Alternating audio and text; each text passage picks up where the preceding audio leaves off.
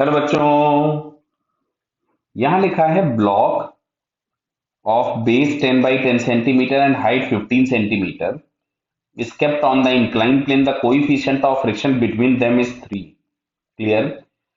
The inclination theta of the inclined plane from horizontal plane is gradually increased from 0. Then, तो अब देखो, सबसे पहले हम यहाँ पे कंडीशन निकालते हैं कि टॉपलिंग की कंडीशन निकालते हैं। अगर वो एंगल ऑफ रिपोज से ज्यादा आ रहा होगा तो स्लाइड कर जाएगा, और अगर वो एंगल ऑफ रिपोज से छोटा आएगा तो ये टॉपेल करेगा। क्लियर?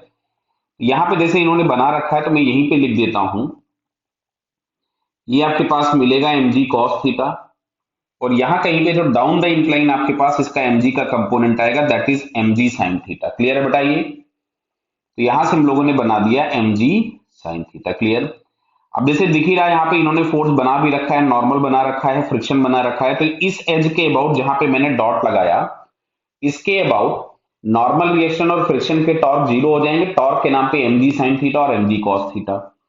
तो mg sin थीटा का टॉर्क अगर हम लोग लिखें तो mg sin theta into h/2 मतलब 15/2, और mg cos थीटा का अगर मैं टॉर्क लिखूं तो mg cos थीटा के लिए परपेंडिकुलर डिस्टेंस मिलेगी 10/2।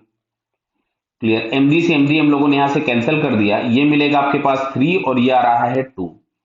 तो यहां से आपके पास आ रहा है tan theta is equals to 2/3। Clear?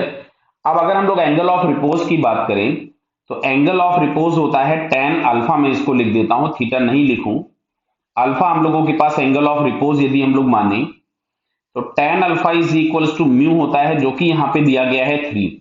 तो एंगल ऑफ रिपोज बहुत बड़ा है, मतलब इस वाली पोजीशन तक स्लाइडिंग होने का कोई चांस ही नहीं है।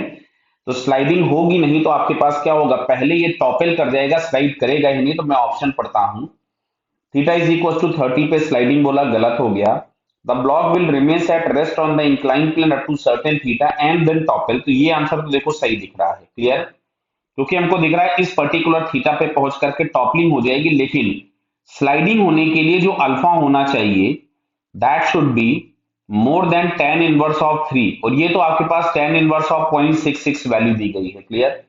Theta is equal to 60, sliding start नहीं 3 होना चाहिए, 60 पे तो हम लोगों के पास √3 वैल्यू आती है, यानी ये आपके पास थर्ड और फोर्थ भी गलत हो गए। तो फाइनली इसका सेकंड आंसर हम लोगों को करेक्ट दिखता है। क्लियर बेटा?